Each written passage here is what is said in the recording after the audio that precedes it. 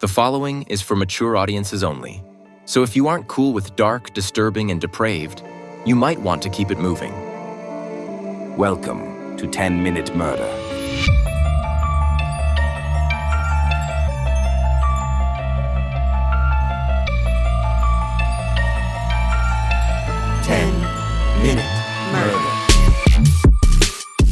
There's a lot to be said for playing a bad guy in a movie.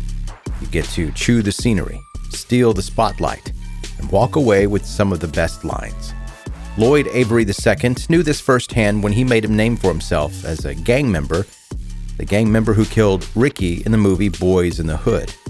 But for Lloyd, life didn't stop when the director yelled, "Cut."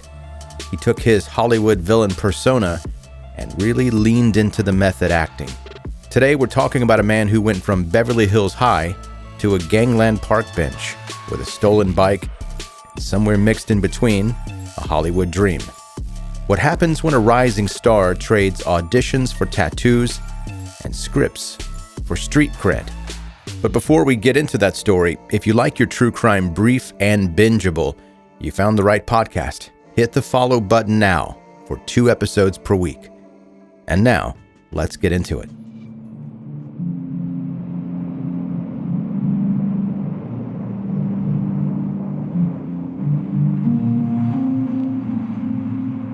It was 2001, and Lloyd Avery II sat in the family garage with his younger brother, Che.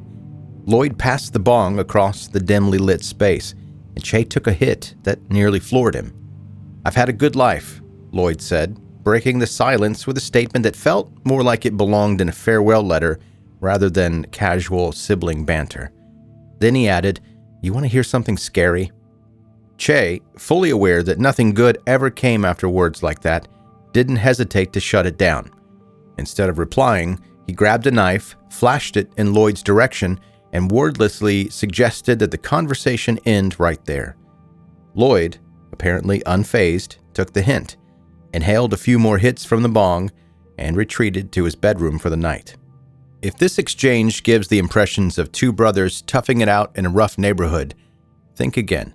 The Avery family wasn't struggling to make ends meet or on the wrong side of the tracks. Quite the opposite. That garage wasn't some gritty urban sprawl. It was on Crescent Heights Boulevard, brushing shoulders with Beverly Hills. Lloyd Avery Sr., the family patriarch, had built a stable and comfortable life as a service technician, earning enough to provide his family with a beautiful home. His wife, Linda, dedicated herself to raising their children, Lloyd Jr., Che, and their sister, with care and precision. Linda wasn't just hands-on. She was determined. The Avery kids didn't just have a home and a good zip code. They had access to opportunities that parents dream about. Education, especially, was a priority. Lloyd Jr. attended Beverly Hills High School, where the student directory read like a who's who of Hollywood royalty. Lloyd Jr. wasn't just another student at Beverly Hills High School. He was immersed in a world where the children of entertainment legends roamed the halls, rubbing elbows with Smokey Robinson's kids. And music producer Quincy Jones's family gave Lloyd more than just bragging rights. It gave him clarity. He knew what he wanted to be. Not a lawyer, not a doctor, a rapper. Driven by ambition, Lloyd threw himself into his music. He worked tirelessly, eventually earning a spot at the Los Angeles Trade Technical College to refine his production skills. The path seemed to be set. Music would be his future. But fate, as it often does, had other plans.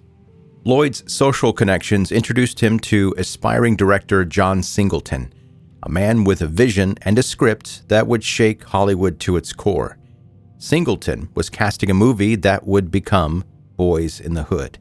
He needed someone for a brief but pivotal role. Lloyd Avery had that intangible quality, the kind of presence that makes people stop and stare. With 2 minutes of screen time, Lloyd transformed from a kid with a dream into the unforgettable gang member who gunned down Ricky in cold blood. That sawed-off shotgun became Lloyd's key to Hollywood, and suddenly, the doors to Tinseltown were wide open. Hollywood embraced Lloyd, offering him roles in TV series and films that steadily built his resume.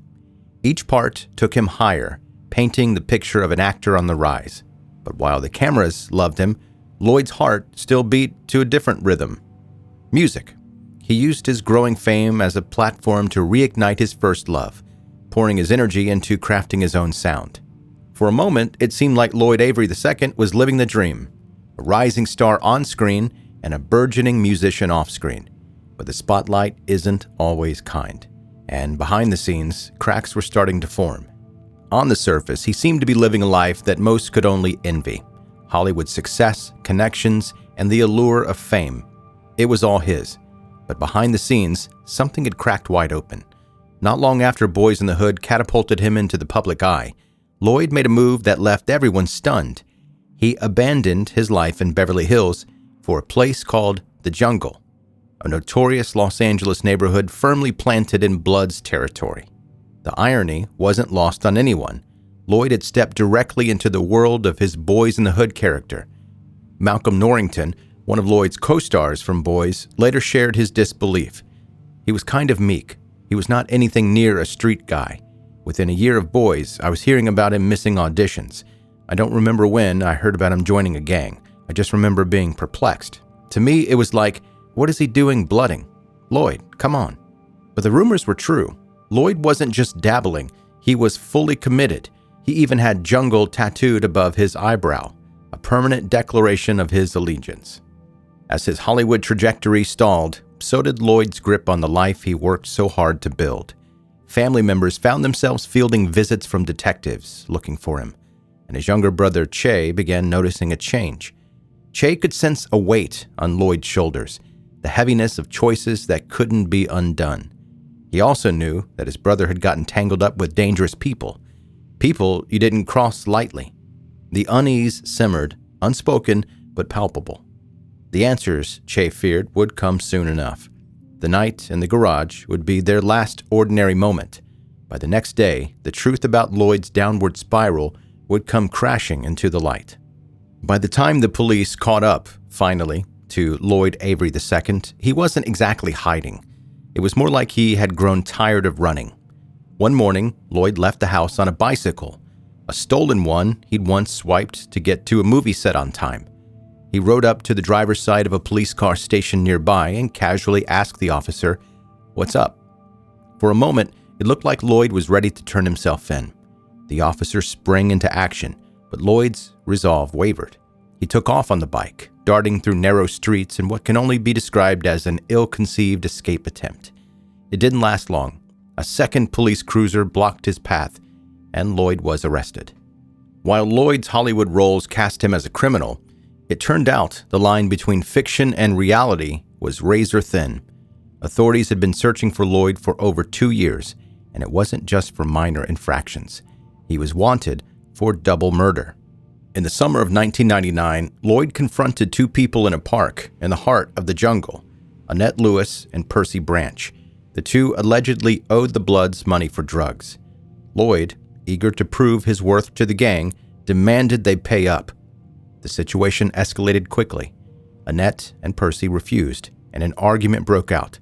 Determined to win, Lloyd pulled out a gun and fired. Annette succumbed to her injuries later that day. Percy, hit in the stomach, clung to life for 3 agonizing weeks before the complications from the gunshot claimed his life. Lloyd's double life was laid bare. At home, he played the role of the ambitious, well-educated eldest son with a budding Hollywood career. But in the jungle, he became the gang-affiliated criminal he'd once only portrayed on screen. Convicted of 2 counts of first-degree murder, Lloyd was sentenced to a life in prison. Once inside, the man who had worked so hard to shed his privileged upbringing pivoted again. He claimed to have found God, adopting a devout faith that earned him the nickname Baby Jesus among his fellow inmates. But this wasn't a story of redemption. Lloyd's cellmate, Kevin Roby, better known by his chilling nickname Satanic Christ, had other plans. In 2005, he orchestrated a ritual meant to send a message to God himself. During a satanic ceremony, Roby strangled Lloyd to death. Lloyd Avery II was just 36 years old.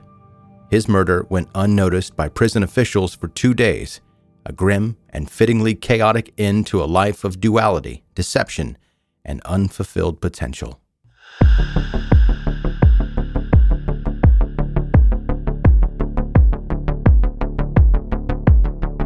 That's 10-Minute Murder for today. Brief and bingeable true crime.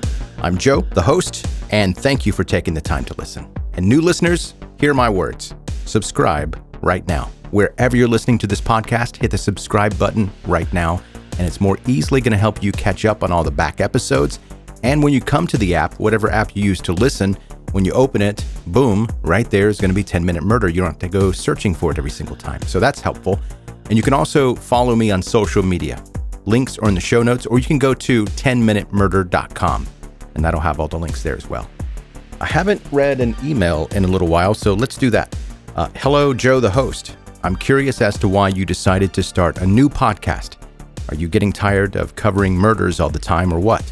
I do love the new one, but I just wanted to know if there was a reason. Melanie in ATX. And Melanie, I'm assuming ATX is Austin, Texas, right? I think I'm right about that. Melanie, first of all, thanks for the email. And second, I could answer this as simply as saying, I just like mystery stories. But obviously there's more to it. And you're close with what your assumption is, that I'm getting tired of doing murder stories. I'm not getting tired of it, but I can tell you that it weighs on me mentally. Imagine day in, day out, you're researching cases, you're reading about murder stories, and this isn't fiction. This stuff happened. So for like you can take a little bit of a break. You can not listen to the podcast for a couple of days and come back to it refreshed. For me, if I want to keep up with the grueling schedule of putting out episodes, I almost always have to be looking into cases and reading up on this stuff. So it does take a toll on me mentally. So I needed like another outlet, and I love mystery stories. So I created the podcast 10-Minute Mystery, and it's much more fun than this one is. I wouldn't call what I do here fun. It's interesting. What I do over there is more fun for me. I can be a little funnier. I can say things that I can't say here over there. I can be a little bit weird over there on 10-Minute Mystery. But true crime, and specifically talking about these cases, is always going to be my true love. I do love this podcast. I love doing it, and I wouldn't stop doing it even if you gave me the opportunity to do it. I enjoy doing this podcast for you to listen to. And by the way, if you haven't checked out the new podcast, 10-Minute Mystery, it's available nearly every place that this podcast is available. So give it a follow. And that's going to do it. That is your episode for today. Thank you so much for listening to 10-Minute Murder.